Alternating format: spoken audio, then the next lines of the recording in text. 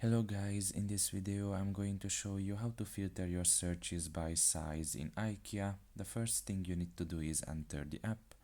Once you are done with that and you are in the home page, you should look in the bottom of your screen and press on the search symbol there, and you can just search up an item here or an item type, or you can just simply find one in one of these categories.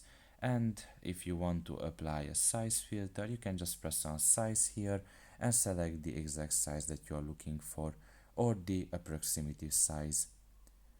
And now you will be able to find all of the results with that size that you have selected there. So that's pretty much it really. I hope this video was helpful to you. Thank you for listening and see you next time. Bye bye.